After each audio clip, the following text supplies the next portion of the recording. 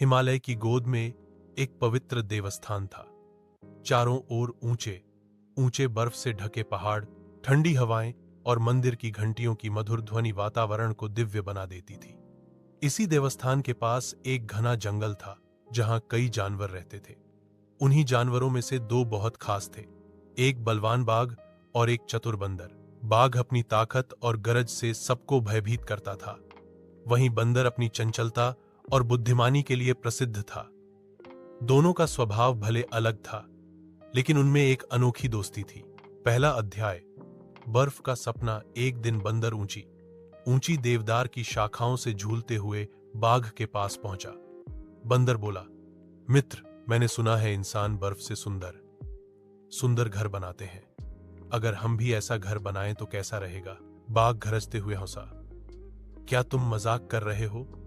बर्फ का घर, ये तो धूप में पिघल जाएगा।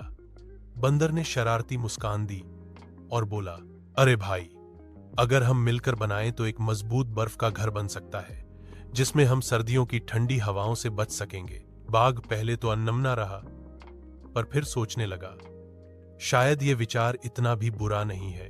दूसरा अध्याय, निर्माण की शुरुआत। अगले दिन दोनों काम पर लग गए। बाघ ने अपनी ताकत से बर्फ के बड़े बड़े टुकड़े इकट्ठे किए।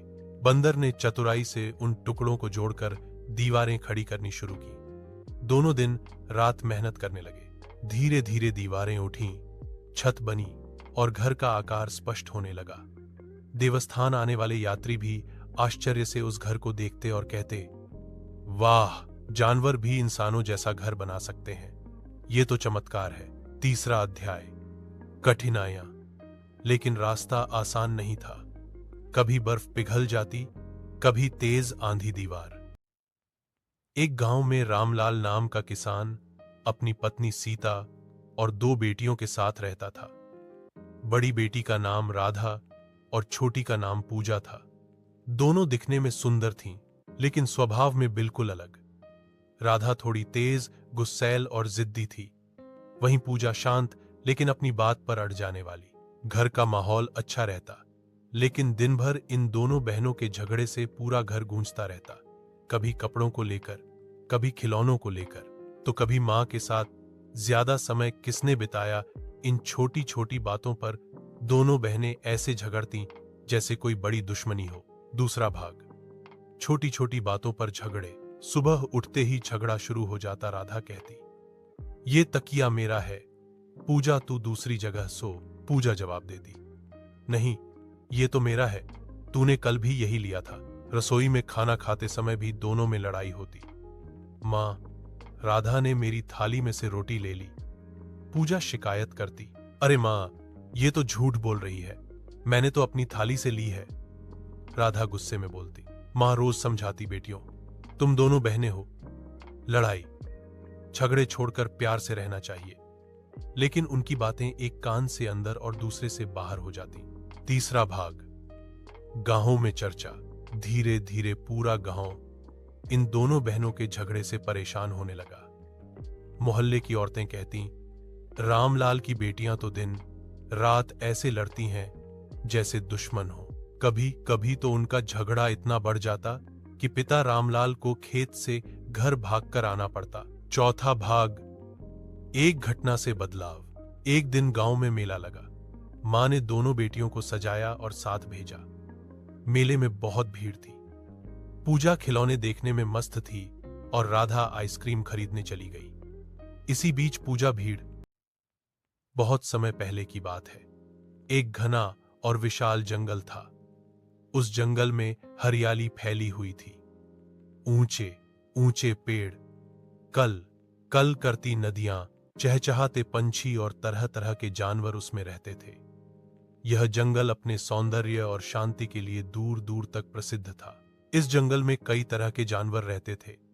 शेर, हाथी, बंदर, हिरण, खरगोश, लोमड़ी, भालू और अनेक पक्षी।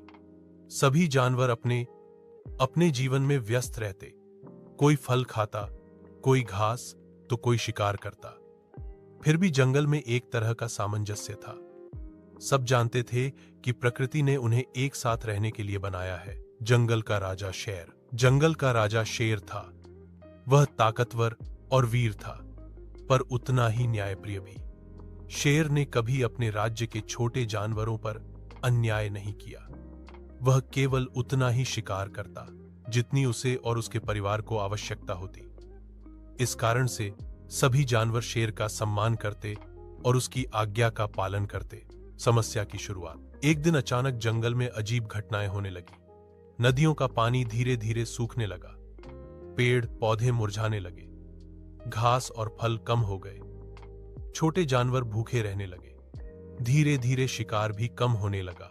जानवरों ने समझा कि यह सूखा है, पर असलियत कुछ और थी। दरअसल जंगल के पास ही एक गांव बसा था। गांव के लोग अपने खेतों की सिंचाई के लिए जंगल की नदी का पानी मोड़ने लगे थे।